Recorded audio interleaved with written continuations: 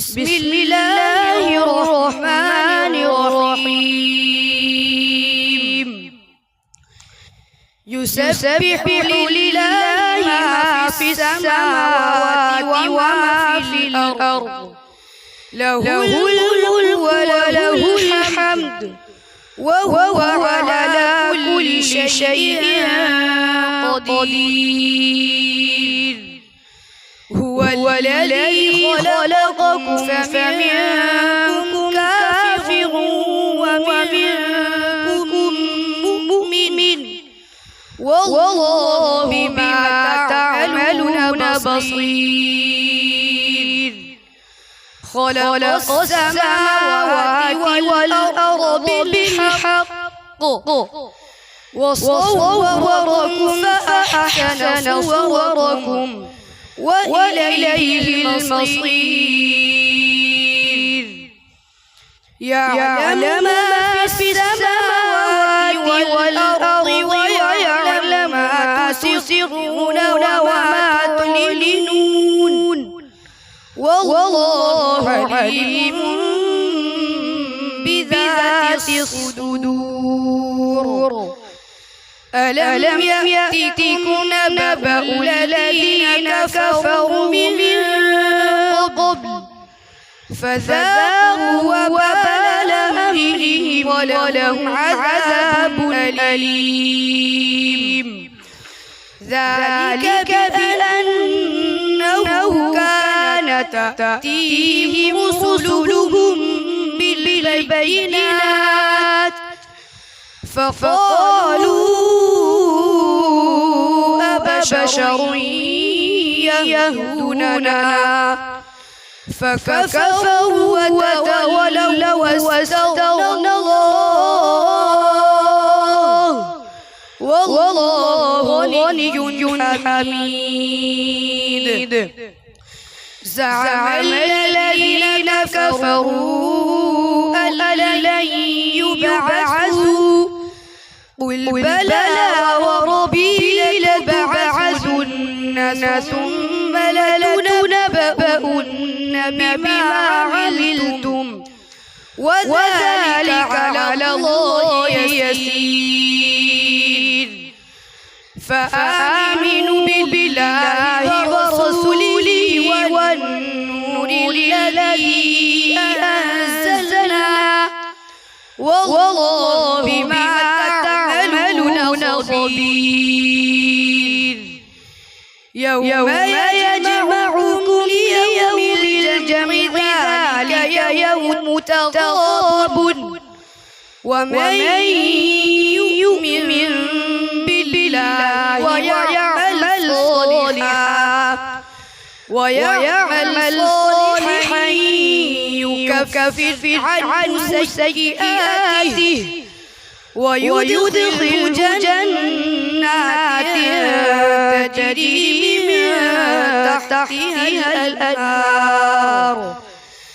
تجري من تحتها الأنهار خالدين فيها أبدا ذلك الفوز العظيم والذين كفروا وكذبوا بآياتنا أولئك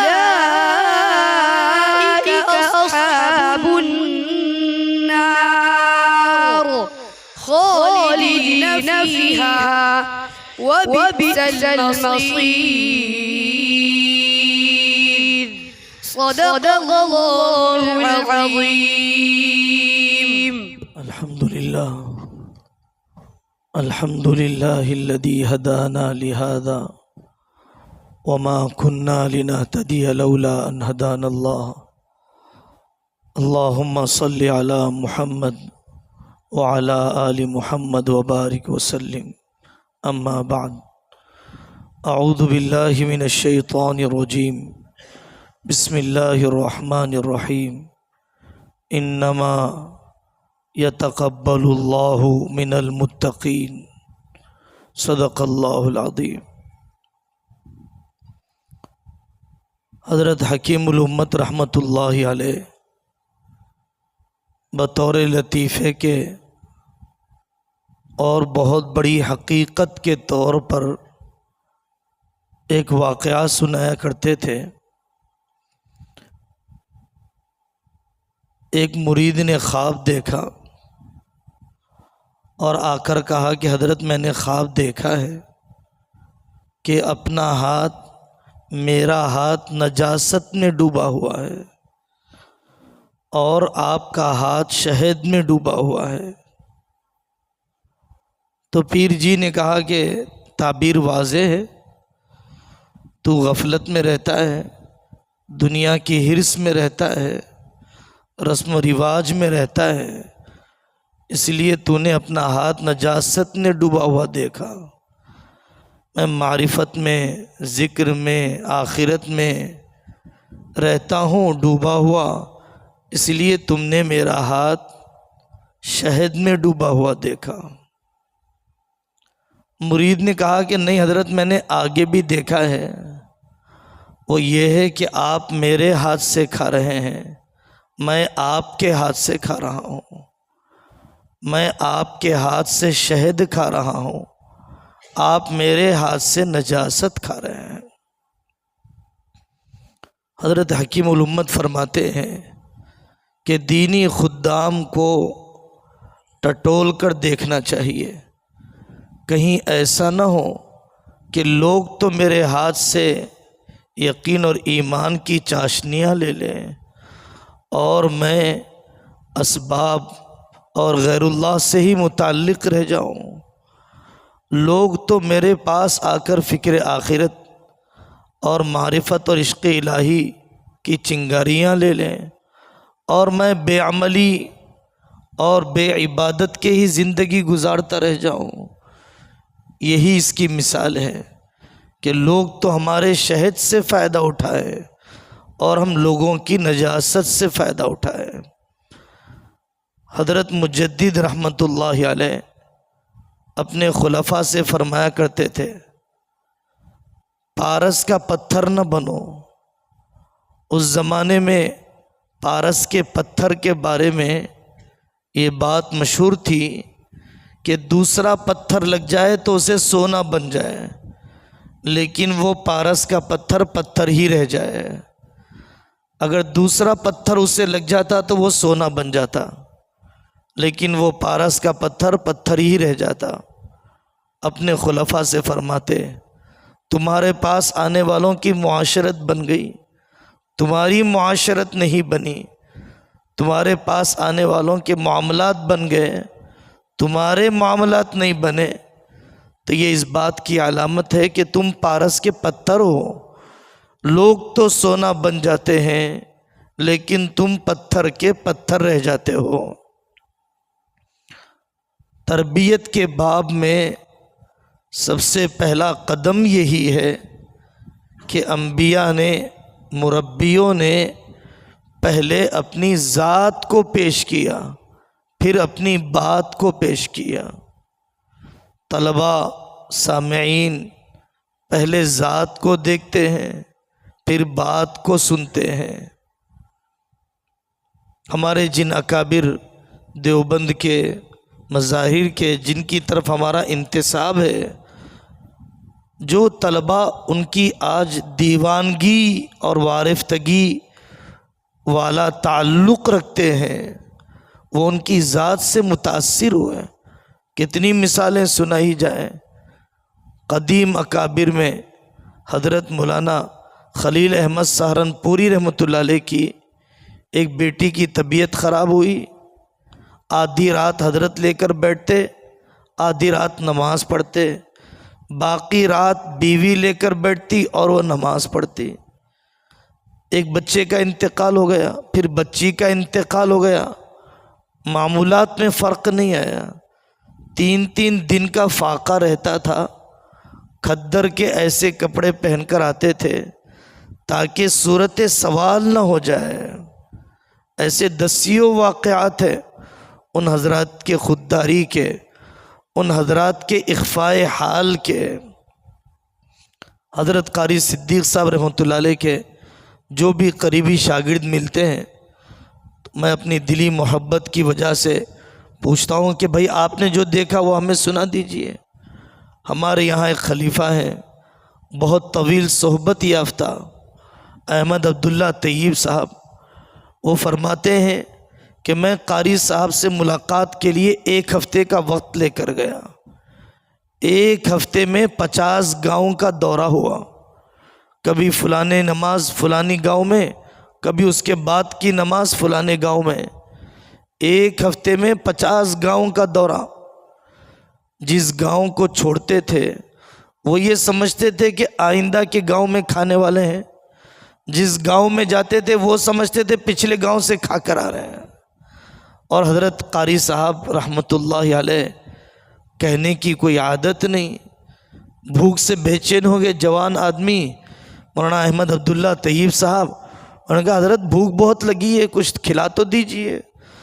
تو گاؤں میں پیاز اور بریڈ قسم کی کوئی چیز مل رہی تھی، تو حضرت نے کہا جاؤ خاموشی کے ساتھ خرید کر چھپا کر لاؤ، اور کمرہ بند کیا، پیاز اور بریڈ کھایا، اور پھر اس کے بعد دروازہ کھولا، ملاقاتیوں کا سلسلہ شروع ہو گیا۔ شاگرد دیکھ رہا ہے، استاد تہجد میں اٹھتے ہیں، تنہائیاں اللہ کے ساتھ گزرتی ہیں۔ ہمارے زمانے میں حضرت الاستاد مفتی سبی اختر صاحب دامت برکاتہم کا پہلا سال تھا، اور ہم لوگ سوم کی جماعت میں تھے۔ ہم تو ایسا نہیں بن سکے۔ اصول الشاشی کی عربی شرح تھی فصول الحواشی۔ حضرت نے کہہ رکھا تھا کہ میں رات میں مطالعہ کر لوں گا، تم فجر سے پہلے آ کر لے لینا۔ تو جب بھی فجر سے پہلے شرح لینے کے لیے پہنچتا، استاد محترم کو دیکھا کہ بہت لمبے وقت تک حضرت بڑے مفتی صاحب رحمۃ اللہ علیہ سے تعلق کی وجہ سے، اور بعد میں سے مولانا ابراہیم صاحب پانڈوری دامت برکاتہم سے تعلق کی وجہ سے اپنے معمولات کو بہر صورت پورا کرتے ہوئے ہیں۔ جو خود اللہ سے جڑا ہوا نہیں ہے وہ دوسروں کو کیا جوڑے گا؟ جو خود غافل اور سو رہا ہے وہ دوسروں کو کیسے جگائے گا؟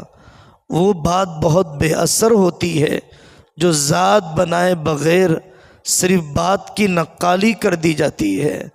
اور اس ماحول میں اگر میں عمل نہ کروں، جب حالات موافق ہیں تو ناموافق حالات میں کیسے عمل کر پاؤں گا؟ بازاروں میں کیسے عمل کر پاؤں گا؟ بیماریوں میں کیسے عمل کر پاؤں گا؟ ریلوے اسٹیشن پر کیسے عمل کر پاؤں گا؟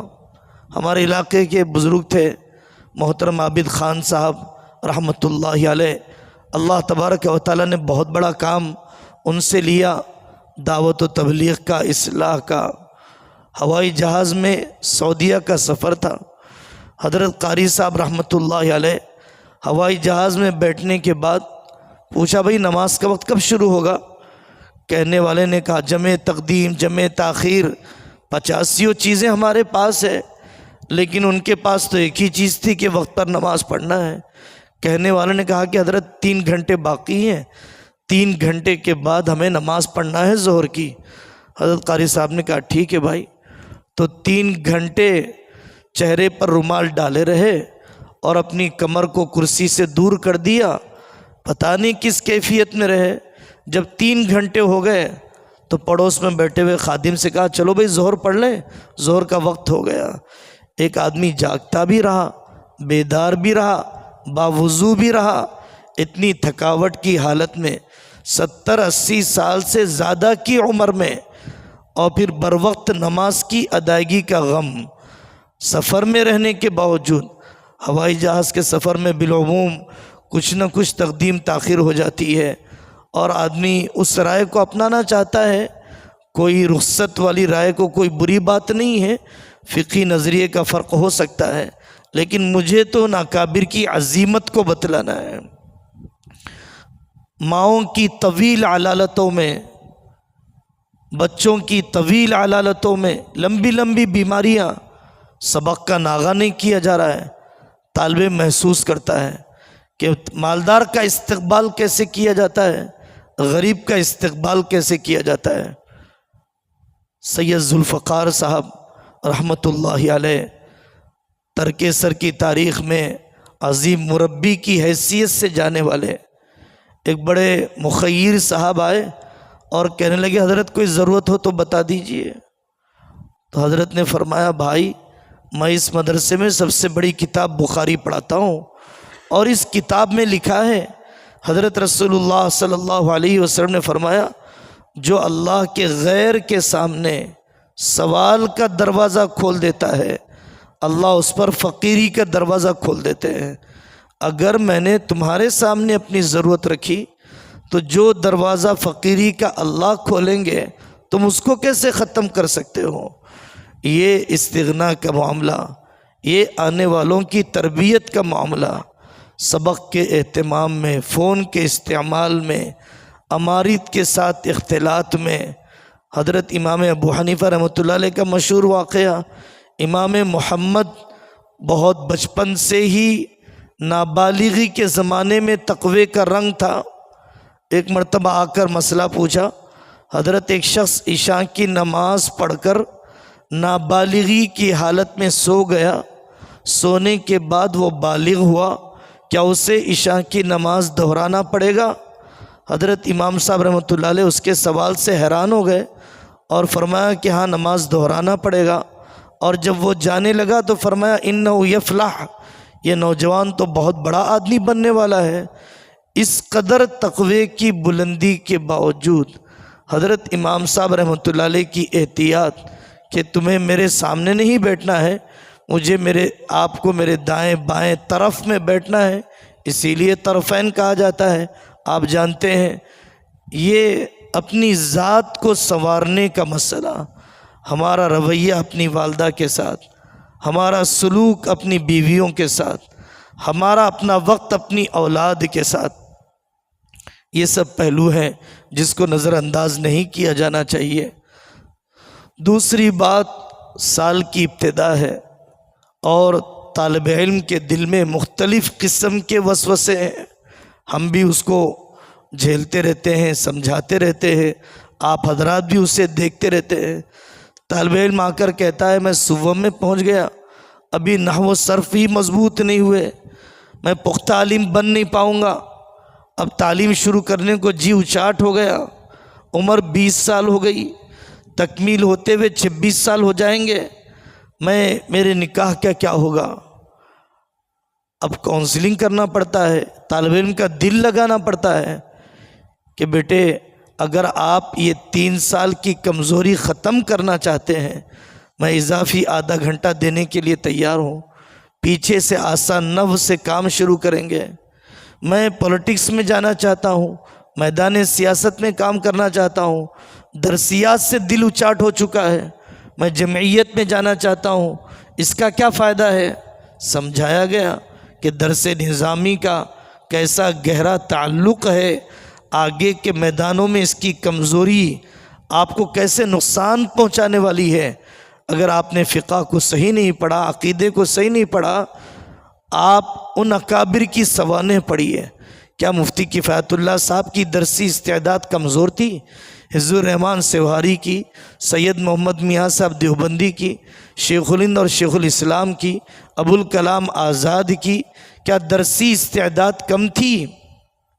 کیا درسی استعداد کے بغیر ہی انہوں نے کام کر لیا؟ طالب علم آ کر کہتا ہے والدہ تنہا ہے، والد بیمار ہے، پڑھنے میں جی نہیں لگ رہا ہے۔ ہم نے کہا آپ کے پڑھنا چھوڑ دینے سے یا یہاں پر بددل ہو کر بیٹھنے سے والدہ کی صحت بھی بن جائے گی، گھر کا کام بھی ہو جائے گا، ان کی روح بھی خوش ہو جائے گی، آپ مت پڑھیے۔ نہیں ان کو تو اور تکلیف ہوگی۔ شیطان کا یہ وسوسہ ہے۔ اب 4 مشکلوں میں وہ ہیں، اگر انہیں آپ کے نہیں پڑھنے کی اطلاع جائے گی تو وہ اور 5ویں مشکل کھڑی ہو جائے گی کہ ہم نے زندگی کا جو خواب دیکھا کہ ہمارا بچہ جید عالم بن جائے، وہ خواب ان کا ادھورا رہ جائے گا۔ ایک طالب علم درسگاہ میں خاموش رہتا اور درسگاہ کی کوئی سرگرمی میں حصہ نہیں لیتا، تنہائی میں بلا کر پوچھا گیا بیٹے آپ کچھ تو جواب دیا کیجیے، آواز میں آواز تو ملائیے، قریب آ کر بیٹھیے، دور مت بیٹھیے۔ تو وہ طالب علم کہنے لگا مولانا اصل میرے ماں باپ کا جھگڑا چل رہا ہے اور سنا ہے کہ طلاق ہونے والی ہے میری والدہ کو، تو میں یہ سوچ رہا ہوں کہ ہمارا گھر ٹوٹ جائے گا، اب میری والدہ کا کیا ہوگا؟ مجھے والد کے ساتھ رہنا ہے، والدہ کے ساتھ رہنا ہے، دونوں کے درمیان فاصلہ سمیٹنے کی کوشش مجھے کیا کرنا ہے؟ مختلف قسم کے مسائل ہیں، بڑھتی ہوئی عمر کے جنسی مسائل ہیں، نفسیات کو پڑھنا پڑتا ہے۔ بڑھتی عمر میں طلباء کی ذہن سازی کرنے کے لیے پوری تربیت السالک پڑھنا پڑتا ہے، تربیت السالکین شیخ الحدیث صاحب کی پڑھنا پڑتا ہے، اور جو کچھ ہمارے اکابر نے مظلمات کے نام سے شہوت کے علاج کے جو مضامین لکھے ہیں، جو دعائیں لکھی ہیں، حکیم اختر صاحب رحمۃ اللہ علیہ نے، حضرت تھانوی رحمۃ اللہ علیہ نے، اور آج کل اطباء اور حکماء نے جو تدابیر بتلائی ہیں، اپنی اولاد سمجھ کر ان کی جوانی ضائع نہ ہو، ان کی صحت مزمحل نہ ہو، اس قدر ذہن سازی کرنا پڑتا ہے۔ اگر صرف نصاب کی تکمیل تک کا تعلق رہے اور طالب علم اپنی دنیا میں، ہم اپنی دنیا میں رہ جائیں، کورونا کے بعد پوری دنیا کے مدارس کو ایک چیلنج ہے، ہمارے علاقے میں بھی یہ چیلنج ہے۔ بہت سے طلباء کھیتی باڑی میں لگ گئے، بہت سے طلباء کاروبار کرنے لگ گئے۔ ہم نے کھمم کے علاقے میں ہمارے پسماندہ اضلاع ہیں، ویزاگ کے علاقے میں دیکھا، مدرسے کے ذمہ دار اساتذہ طوفان نامی گاڑی لے کر 10 اساتذہ گاؤں کے دورے پر نکل گئے، اور ایک ایک بچے کو لانے کے لیے اس کے گاؤں میں ایک ایک رات کا قیام کیا۔ بیٹا چلو، ماں کہتی ہے نہیں بھیجوں گی میں، روزانہ یہ 600 روپے کما کے لا کے دینے لگ گیا، آپ 600 روپے دیں گے کیا ہمیں؟ میں نہیں بھیجوں گی۔ باپ کھیت میں گیا ہوا ہے، جب آئے گا، جب وہ موافق ہوگا تب ہم بھیجیں گے۔ بچہ چھپ رہا ہے، پوری رات انتظار کیا کورونا کے بعد ایک ایک طالب علم کو لانے کے لیے۔ تو ہمیں اس کا اندازہ، اس نعمت کا احساس واقعی ہونا چاہیے کہ اتنی بڑی قطار بیٹھی ہوئی ہے۔ جب میں نے ویڈیو دیکھا تو طبیعت حیران ہو گئی کہ ایک پسماندہ بہت ہی شہر کی رنگ رنگیلیوں سے دور علاقے کے اندر اتنے طلباء کی تعداد، بانیوں کا اخلاص، آپ لوگوں کی شفقتیں، معاونوں کا اخلاص کہ طلباء کی اتنی بڑی تعداد کھنچ کر آ رہی ہے۔ ہم جانتے ہیں اپنے چھوٹے موٹے تعلقات کی بنیاد پر ایسے مخیرین ہیں جو کروڑوں بیک وقت دے سکتے ہیں، لیکن چند بچے نہیں لا سکتے ہیں، بلڈنگیں بنا سکتے ہیں، چند طلباء جما نہیں سکتے ہیں۔ ان سے کہا جاتا ہے کروڑوں کا چندہ دینا آسان ہے، چند بچوں کا لانا مشکل ہے۔ آپ چندہ دے سکتے ہیں، بچے آپ کو دیکھ کر نہیں رہیں گے، ناظم صاحب کی شفقت کو دیکھ کر رہیں گے، اساتذہ کے طریقے تدریس کو دیکھ کر رہیں گے۔ ہمارے یہاں کے ایک سمجھدار عالم دین کہتے ہیں مالدار مدرسہ وہ نہیں ہے جس کے ہاتھ میں مخیرین ہیں، مالدار مدرسہ وہ نہیں ہے جس کے ہاتھ میں اغنیاء ہیں، مالدار مدرسہ وہ ہے جس کے پاس طلباء ہیں۔ ہمارے یہاں اور ملک کے مختلف خطوں میں میرے علم میں ہیں کئی مدرسے ویران ہیں۔ 1000 طلباء کی کیپیسٹی ہے، صرف 100 طلباء ہیں۔ وہاں پر استعداد 2000 طلباء کی ہے، صرف 200 طلباء وہاں پر ہیں۔ مہینے کا چندہ 70,000 روپیہ آتا ہے۔ ہم جانتے ہیں کہ ادارے کو شخصی طور پر وہاں پر مقامی 10 طلباء بھی نہیں ہیں، سب کچھ سہولتیں دینے کے باوجود۔ تو یہ اللہ تبارک و تعالیٰ کی غیر معمولی نعمت ہے۔ مولانا الیاس صاحب رحمۃ اللہ علیہ فرماتے تھے نظام الدین میں قدم رکھنے والے کی جان اور مال الیاس کی گردن پر امانت ہے۔ حضرت ہردوئی رحمۃ اللہ علیہ فرمایا کرتے تھے کہ یہ طلباء میرے لیے ذریعہ معاش بھی ہیں اور ذریعہ معاد بھی ہیں، آخرت بھی میری انہی سے بنے گی۔ ہمارے علاقے میں صوفی غلام محمد صاحب رحمۃ اللہ علیہ آنے والے مریدوں سے فرماتے تھے ایسا عمل کر کے بتلانا کہ غلام محمد کو جنت میں لے جانے کا ذریعہ بن جانا۔ حضرت حاجی امداد اللہ مہاجر مکی فرماتے ہیں کہ میں تو اپنے لیے آنے والوں کی جوتیوں کے طفیل اپنے مغفرت کی امید کرتا ہوں۔ طلباء کا اپنے اوپر احسان سمجھنا، اور جب نعمتوں کی قدر ہوتی ہے تو نعمتیں باقی رہتی ہیں، اور اللہ نہ کرے ناقدری ہوتی ہے تو پھر نعمتیں باقی نہیں رہتی ہیں۔ اللہ ہم سب کو بچائے۔ قبولیت کا غم، پہلا عمل کرنا ہے، عمل کے بعد استقامت ہے، استقامت کے بعد اخلاص ہے، اخلاص کے بعد قبولیت ہے۔ انما یتقبل اللہ من المتقین، کر کے ڈرنے والوں کو اللہ تعالیٰ قبول فرماتے ہیں، کر کے جو مطمئن ہوتے ہیں اللہ ان کو قبول نہیں فرماتے ہیں۔ کر کے ڈرنے والے حج کر کے عرفات کے میدان میں ڈر رہے ہیں، اے اللہ میرے گناہوں کی وجہ سے ان لاکھوں کے انسانوں کا حج مردود نہ فرمائیے۔ رمضان بھر روزے رکھ کر عید کے دن جاتے ہوئے ڈر رہے ہیں، من المقبول فنہنئہ ومن المردود فنعزیہ، کون مقبول ہے کہ میں اس کو مبارکبادی دے دوں، اور کون مردود ہے کہ میں اس کو تسلی دے دوں۔ رات بھر تہجد پڑھ کے بھی ڈر رہے ہیں، کانوا قلیلا من اللیل ما یہجعون۔ یحییٰ بن معاذ رحمۃ اللہ علیہ، میرا جسم کہیں کتے کا تو نہیں بن گیا، خنزیر کا تو نہیں بن گیا، دن بھر کی غفلت کی وجہ سے آئینہ دیکھا کرتے تھے، تہجد سے فراغت کے بعد ٹٹول لیا کرتے تھے جسم۔ کر کے ڈرنے والے یہ مقبولین کی صفت ہے۔ غم یہی ہونا چاہیے کہ اللہ تبارک و تعالیٰ ٹوٹی پھوٹی محنتوں کو قبول فرما لے۔ ہمارے اکابر میں حضرت شیخ الاسلام حسین احمد مدنی رحمۃ اللہ علیہ کی یہ عادت بہت مشہور ہے کہ جب تہجد میں اٹھتے تھے اور جب طبیعت انتہائی بے قرار ہو جاتی تو یہ شعر گنگنایا کرتے تھے، نہ کالی کو دیکھے نہ گوری کو دیکھے، پیا جس کو چاہے سہاگن وہی ہے۔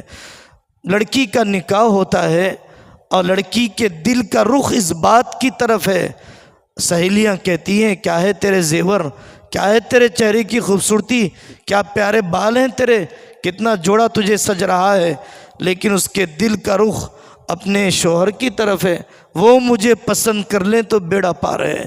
ان لوگوں کا پسند کرنا کیا حیثیت رکھتا ہے؟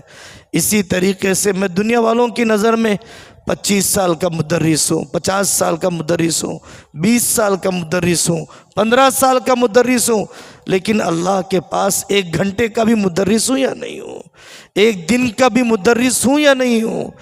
یہ غم آدمی کے دل پر جب سوار ہو جاتا ہے تو پھر وہ اپنے کام کو بہتر سے بہتر بنانے کی فکر میں لگ جاتا ہے۔ اس زمانے میں ہر طبقے کے اندر امت میں ضرورت ہے کہ حدود اختلاف کی رعایت، حدود اختلاف کی رعایت، حدود اختلاف کی رعایت، تنظیموں میں اختلاف، جماعتوں میں اختلاف، اساتذہ میں اختلاف۔ اختلاف بری بات نہیں ہے، فکر کے تنوع کی علامت ہے، فکر کی ندرت کی علامت ہے، ذہانت کی علامت ہے۔ الگ الگ ذہن ہونے چاہیے سوچنے والے، لیکن مشورے کے بعد، ذمہ دار کے فیصلے کے بعد پھر ذہن ایک ہی بن جایا کرتا ہے۔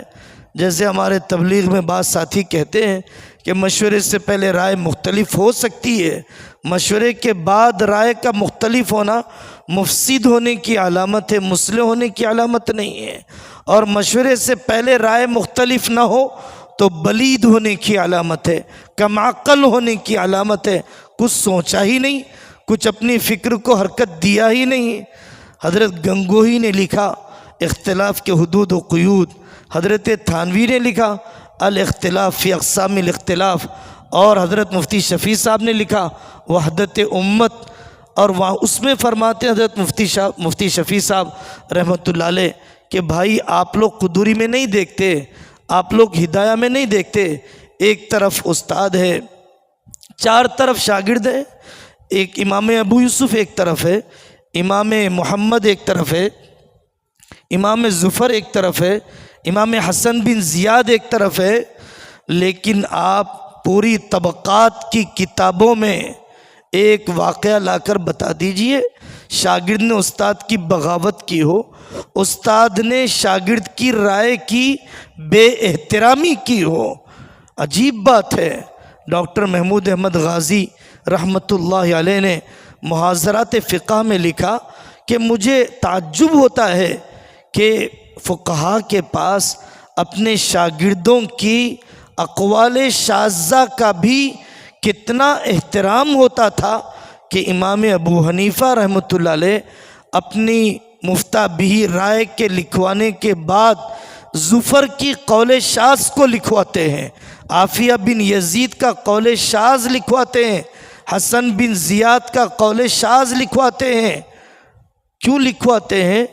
پتہ نہیں آئندہ کے کس زمانے میں کون سا قول شاذ اس زمانے کی نوعیت کے اعتبار سے تقلید و تلفیق کے اصول کا لحاظ کرتے ہوئے عرف و عادت اور استحسان مصالح مرسلہ وہ ساری اصولی بحثوں کی رعایت کرتے ہوئے پتہ نہیں کون سی رائے قابل ترجیح بن جائے، اسی لیے انہوں نے اقوال شاذہ کو بھی محفوظ کیا۔ شاگرد کا احترام، شاگرد کا اکرام، شاگرد کے ذہن کو کھولنے کی فکر، بدتمیزی کا رویہ، بدزبانی کا رویہ، ناقدری کا انداز، ظاہر ہے کہ اس کو بدکنے، متوحش ہونے، وقتی طور پر دبنے، وقتی طور پر خاموش رہنے، شبہات کا کانٹا علم کے بغیر، شہوات کا کانٹا نفس کی تربیت کے بغیر نہیں نکل سکتا ہے۔ نہیں جانتا ہوں میں، اپنے ساتھی سے پوچھ کر بتاؤں گا، نہیں جانتا ہوں میں، استاد سے پوچھ کر بتاؤں گا، نہیں جانتا ہوں میں، ورق گردانی کر کے بتاؤں گا، نہیں جانتا ہوں میں، شاید کتاب کے ختم تک یہ سوال ہم لکھ کر رکھ لیں گے، ہم مشترکہ محنت کر لیں گے۔ درس کے بجائے مدارسے کا انداز، حضرت الاستاد مفتی عبداللہ صاحب روی رحمۃ اللہ علیہ کا انداز جو ہم نے دیکھا، اور بعد میں سے عرب ملکوں میں ایک انداز تو حضرت کشمیری نے ہمارے مکتب فکر میں شروع کیا کہ حضرت کشمیری آتے اور مسند پر بیٹھ کر درس ایک رواں سمندر کی طرح شروع ہو جاتا۔ ابن بطال نے یہ کہا، کرمانی نے یہ کہا، اقوال اور دلائل یک طرفہ اونڈیل دیا جاتا، پورا کا پورا سمندر۔ اور حضرت کشمیری تھے استحضار والے، شاگرد بھی تھے اتنے متحمل، یوسف بن نوری کی طرح اور دیگر مولانا چراغ صاحب کی طرح اور دیگر لوگوں کی طرح جنہوں نے املا کو جمع کیا، عربی میں جمع کیا، متحمل شاگرد تھے بدر عالم میرٹھی کی طرح۔ لیکن اس زمانے میں مدارسے کا انداز کہ چلو زمخشری کا تذکرہ آیا، میں اور آپ مل کر زمخشری کو پڑھیں، آج فلانی کتاب کا تذکرہ آیا، اپنے لائبریری کے اندر وہ کتاب موجود ہے نہیں ہے، ہم استفادہ کریں، ہم دونوں مل کر مطالعہ کریں۔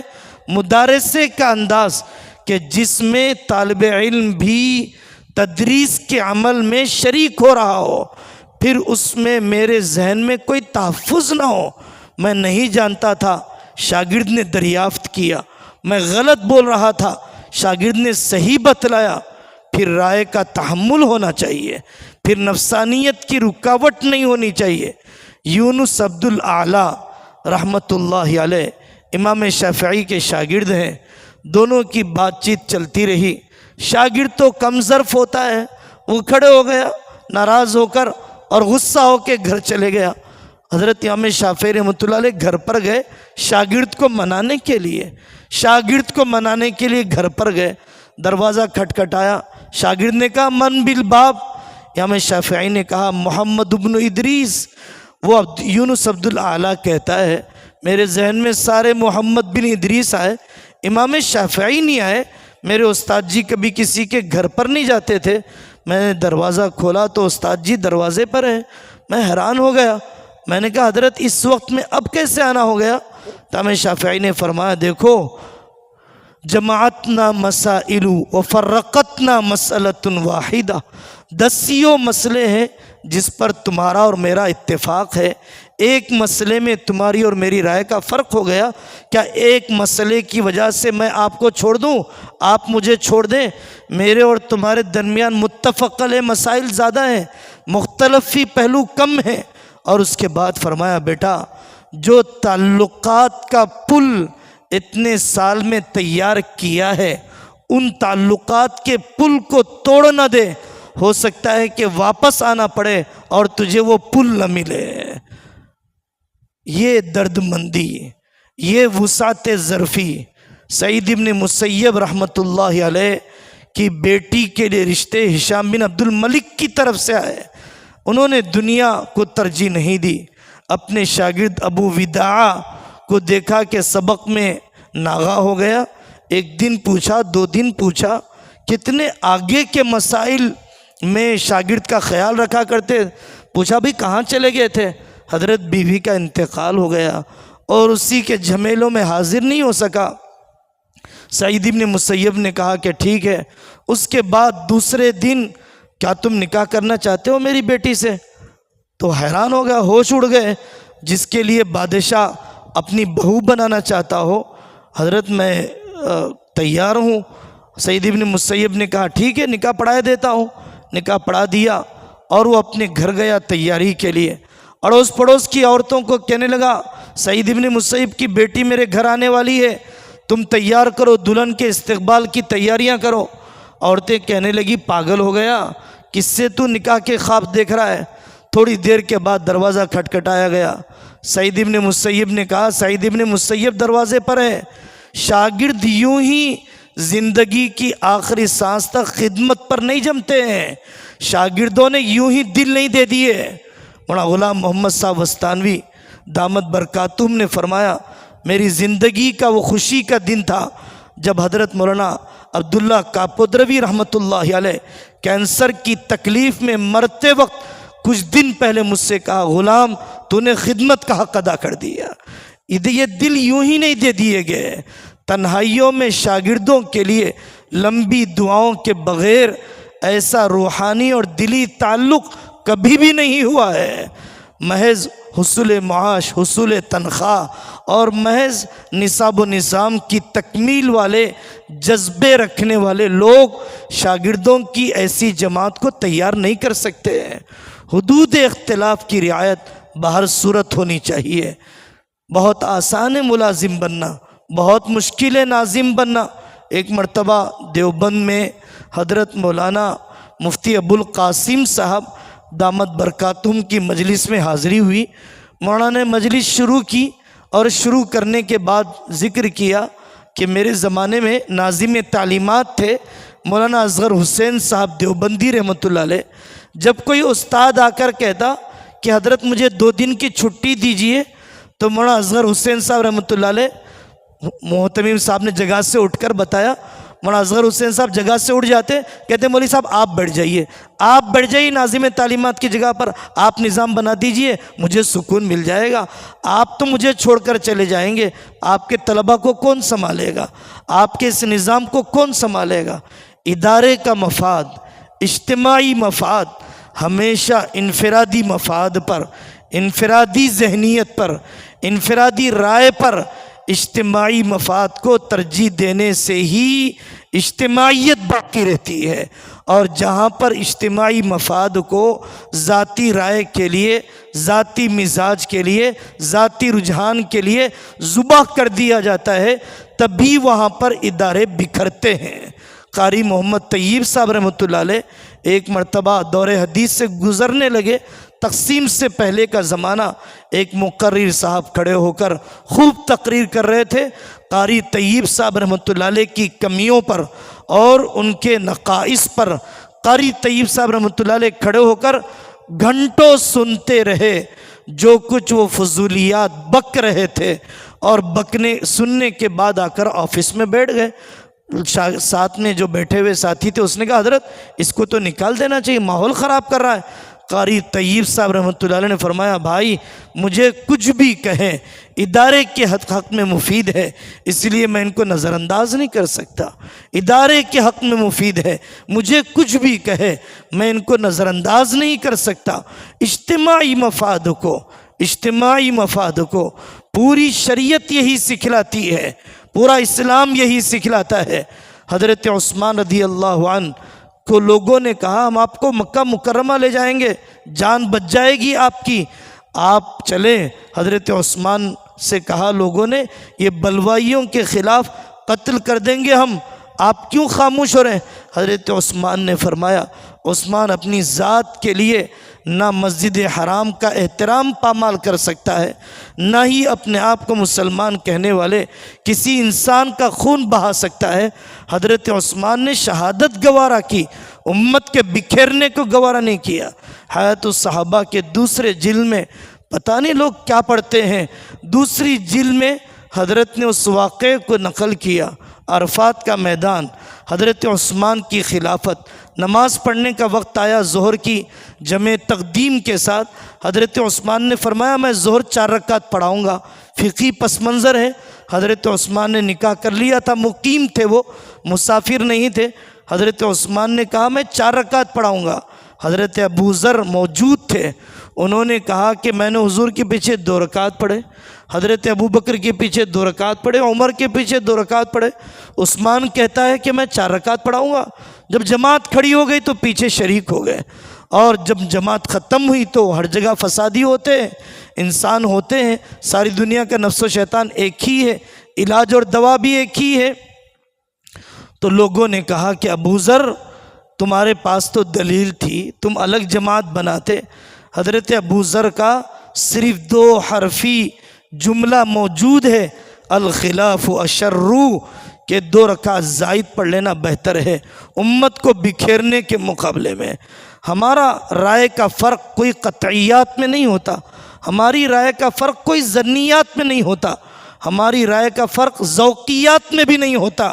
چلیے چشتی، قادری، نقشبندی ایسا بھی نہیں ہوتا، اس سے بھی چھوٹے درجے کی چیز میں ہوتا ہے، اس کے تذکرے، اس کے مذاکرے آدمی کے لیے نقصان دہ ہے۔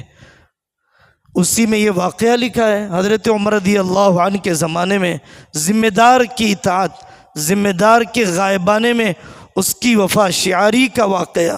مجزوم، جزام زدہ عورت ہے اور وہ طواف کر رہی ہے، طواف کا عمل کسی اور جگہ نہیں ہو سکتا سوائے کعبۃ اللہ مسجد حرام کے۔ حضرت عمر نے منع کر دیا، تمہاری بیماری سے دوسروں کو تکلیف ہوتی ہے، تم اس اجتماعی چیز میں آیا کرو۔ حضرت عمر کا انتقال ہو گیا، لوگوں نے اس جزامی عورت سے کہا کہ تم جاؤ اب طواف کر لو، امیر تو نہیں رہا۔ اس جزامی خاتون نے کہا مجھے شرم آتی ہے کہ میں امیر کی اطاعت زندگی میں تو کروں لیکن اس کے غائبانے میں نہ کروں، اس کی غیر موجودگی میں نہ کروں۔ ایسی دسیوں مثالیں ہیں قرآن میں جہاں پر امر جامع کا تذکرہ ہے۔ آپ معارف القرآن میں امر جامع کی تفسیر اٹھا کر دیکھیے، ہر وہ اجتماعی کام جس سے قوم کے دینی مفادات جڑے ہوئے ہیں اور جہاں کا ایک ذمہ دار طے ہے، وہاں پر ذمہ دار کی اجازت کے بغیر میں امر جامع سے غائب نہیں ہو سکتا۔ جس تنظیم سے میں جڑا ہوں، جس جماعت سے میں جڑا ہوں، جس ادارے سے میں جڑا ہوں، ایک شرعی ذمہ داری ہوا کرتی ہے۔ اللہ تبارک و تعالی آپ حضرات کی محنتوں کو قبول فرمائے، اور میرے دل کا احساس یہی رہتا ہے آپ میں سے بہت سے میرے لیے قابل استفادہ ہیں، کاش میں انہی سے سنتا۔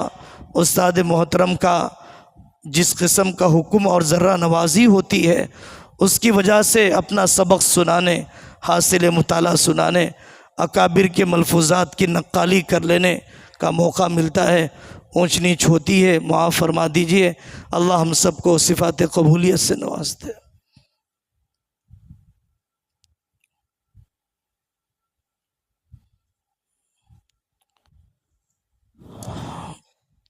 الحمد للہ رب العالمین، اللہم صلی علی محمد النبی الامی وعلی آلہ وسلم تسلیما۔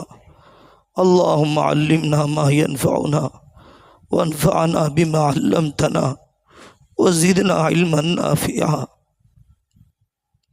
یا مقلب القلوب، یا حق من عبد، ویا اجود من اعطا، ویا اکرم من سئل، یا قریبا غیر بعید، یا شاہدا غیر غائب، لا تکلنا الی انفسنا طرفۃ عین، اللہم لا تکلنا الی انفسنا طرفۃ عین، اللہم اجعلنا مفاتیح للخیر ومغالق للشر، اللهم اجعلنا مفاتيح للخير ومغاليق للشر. اللهم إنا نسألك عيشة نقية وميتة سوية. اللهم أغننا برحمتك عن رحمة عمن سواك. اللهم ارزقنا نفسا مطمئنة تشتاق إلى لقائك وترضى بقضائك حتى لا نحب تأخير ما عجلت وتعجيل ما أخرت. اللهم ألهمنا مراشد أمورنا وأعذنا من شرور أنفسنا. اللهم ألهمنا مراشد أمورنا وأعذنا من شرور أنفسنا. اللهم الطف بنا في تيسير كل عسير. اللهم الطف بنا في تيسير كل عسير فإن تيسير كل عسير عليك يسير. اللهم لا سهل إلا ما جعلته سهلا وأنت تجعل الحزن سهلا إذا شئت. اللهم إننا ضعفاء فقوي في رضاك ضعفنا. اللهم إننا ضعفاء فقوي في رضاك ضعفنا. اللهم إننا فقراء فأغننا. اللهم أغننا برحمتك عن رحمة عمن سواك. اللهم أقبل بقلوبنا وبقلوب المسلمين إلى طاعتك ودينك. ربنا هب لنا من أزواجنا وذرياتنا قرة أعين واجعلنا للمتقين إماما. رب ارحمهما كما ربياني صغيرا. رب ارحمهما كما ربياني صغيرا. رب ارحمهما كما ربياني صغيرا. وصلى الله تعالى على خير خلقه محمد وعلى آله وأصحابه أجمعين والحمد لله رب العالمين.